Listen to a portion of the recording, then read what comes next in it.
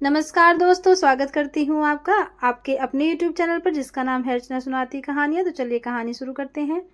सांझ ढलते ही थिरकने लगते थे उसके कदम, मचलने लगता था शोर, डोली डोली डोली। उसके एक एक ठुमके पर बरसने लगते थे नोट। फिर गड़ जाती थी सबकी ललचाई नजरें उसके मनचले अंगों पर। लोग उसे चारों ओर घेर कर अपने अंदर का उबाल जाहिर करते थे। और 7 साल बाद वह फिर दिख गई, मेरी उम्मीद के बिल्कुल उलट। सोचा था कि जब अगली बार मुलाकात होगी तो वह जरूर मराठी धोती पहने होगी और बालों का जूड़ा बांधकर उनमें लगा दिए होंगे चमेली के फूल, या पहले की तरह जिस टी शर्ट में मेरी राह तकती उतनी ही हसीन, उतनी ही कमसीन। लेकिन आज नजारा बदला हुआ था। यह क्या, मेरे बचपन की डोल यहाँ आकर डोली बन गई थी। वह मेरी उम्र की थी। बचपन में मेरा हाथ पकड़कर वह मुझे अपने साथ स्कूल लेकर जाती थी। उन दिनों मेरा परिवार एशिया की सबसे बड़ी झोपड़पट्टी में सुमार धारावाही इलाके में रहता था। हमने वहाँ की तंग गलियों में बचपन बिताया था। वह मराठी परिवार से थी और मैं राजस्थानी ब्राह्मण परिवार का। उसके पिता ऑटो रिक्शा चलाते थे और उसकी माँ रेलवे स्टेशन पर अंकुरित अनाज बेचती थी। हर शुक्रवार को उसके घर में मछली बनती थी, इसलिए मेरी माताजी मुझे उस दिन उसके घर नहीं जाने देती थी। बड़ी बड़ी गगन चूमती इमारतों के बीच धारावी की झोपड़पट्टी में गुजरे लम्हे आज भी मुझे याद आते हैं। उगते हुए सूरज की रोशनी पहले बड़ी बड़ी इमारतों में पहुंचती थी, फिर धारावी के बासिंदों के पास। धारावी की झोपड़पट्टी को खोली के नाम से जाना जाता है। उन खोलियों की छतें टीन की चादरों से ढकी रहती हैं। जब कभी वह मेरे घर आती तो वापस अपने घर जाने का नाम ही नहीं लेती थी। वह अक्सर मेरी माताजी के साथ रसोई घर में काम करने बैठ जाती थी। काम भी क्या, छीलते छीलते आधा किलो मटर तो वह खुद खा जाती थी। माताजी को वह मेरे लिए बहुत पसंद थी, इसलिए वह उससे बहुत स्नेह रखती थी। हम कल्याण के बिड़ला कॉलेज में 3rd ईयर तक साथ पढ़े थे। हमने लोकल ट्रेनों में खूब धक्के खाए थे। कभी कभार हम कॉलेज से बंक मारकर खंडाला तक घूम आते थे। हर शुक्रवार को सिनेमा घर जाना हमारी जिंदगी का अहम हिस्सा बन गया था। इसी बीच उसकी माँ की मौत हो गई। कुछ दिनों बाद उसके पिता उसके लिए एक नई माँ ले आए थे। ग्रेजुएशन पूरी करने के बाद मैं और पढ़ाई करने के लिए दिल्ली चला गया था। कई दिनों तक उसके बगैर मेरा मन नहीं लगा था। जैसे तैसे 7 साल निकल गए। एक दिन माताजी की चिट्ठी आई। उन्होंने बताया कि उसके घर वाले धारावी से मुंबई में कहीं और चले गए हैं। 7 साल बाद जब मैं लौट कर आया तो अब उसे इतने बड़े महानगर में कहाँ ढूंढता। मेरे पास उसका कोई पता ठिकाना भी तो नहीं था। मेरे जाने के बाद उसने माताजी के पास आना भी बंद कर दिया था। जब वह थी ऐसा लगता था कि शायद वह मेरे लिए ही बनी हो, और जिंदगी इस कदर खुशगवार थी कि उसे बयां करना मुमकिन नहीं।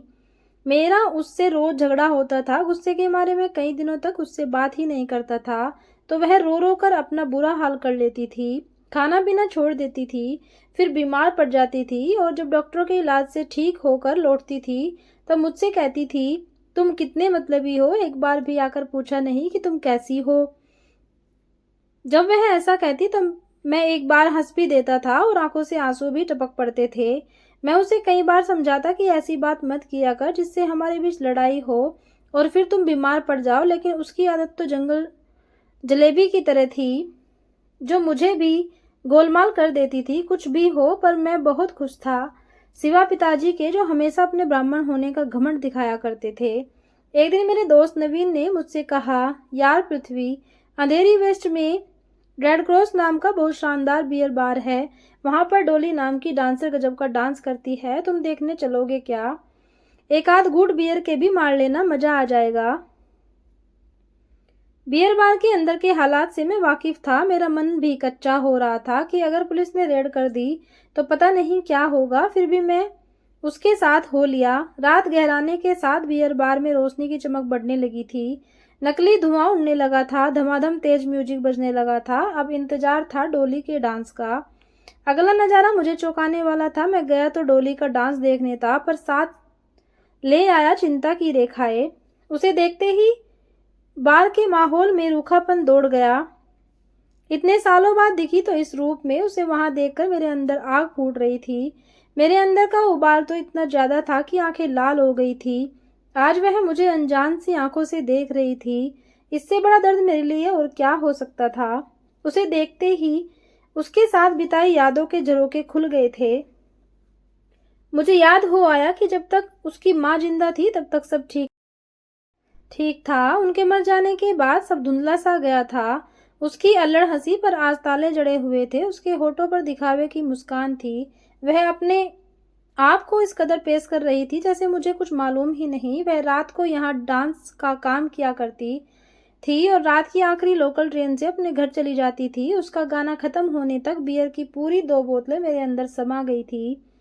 मेरा सिर घूमने लगा था। मन तो हुआ उस पर हाथ उठाने का, पर एकाएक उसका बचपन का मासूम चेहरा मेरी आंखों के सामने तैर आया। मेरा बियर बार में मन नहीं लग रहा था। आंखों में यादों के आंसू बह रहे थे। मैं उठकर बाहर चला गया। नवीन तो नशे में चूर होकर वहीं लुढ़क गया था। मैंने रात के 2 बजे तक रेलवे स्टेशन पर उसके आने का इंतजार किया। वह आई तो उसका हाथ पकड़कर मैंने पूछा, यह सब क्या है? तुम इतनी दूर चले गए, पढ़ाई छूट गई, पापी पेट के लिए 2 वक्त की रोटी का इंतजाम तो करना ही था। मैं क्या करती? सौतेली माँ के ताने सुनने से तो बेहतर था मैं यहाँ आ गई। फिर क्या अच्छा क्या बुरा? उसने कहा, एक बार माताजी से आकर मिल तो सकती थी तुम। हाँ, तुम्हारे साथ जीने की चाहत मन में लिए मैं गई थी तुम्हारी देहरी पर, लेकिन तुम्हारे दर पर मुझे ठोकर खानी पड़ी। इसके बाद मन में ही दफना दी। अनगिनत सपने, खुशियों का सैलाब जो मन में उमड़ रहा था, तुम्हारे पिता ने शांत कर दिया और मैं बेरंग लौट आई। तुम्हें एक बार भी मेरा ख्याल नहीं आया। कुछ और काम भी तो कर सकती थी। मैंने कहा, कहाँ जाती? जहां भी गई सभी ने जिस्म की नुमाइश की मांग रखी। अब तुम ही बताओ मैं क्या करती? मैं जानता हूँ कि तुम्हारा मन मेला नहीं है। कल से तुम यहाँ नहीं आओगी। किसी को कुछ कहने समझाने की जरूरत नहीं है। हम दोनों कल ही दिल्ली चले जाएंगे। अरे बाबू, क्यों मेरे लिए अपनी जिंदगी खराब कर रहे हो? खबरदार जो आगे कुछ बोली, बस कल मेरे घर आ जाना। इतना कहकर मैं घर चला आया और वह अपने घर चली गई।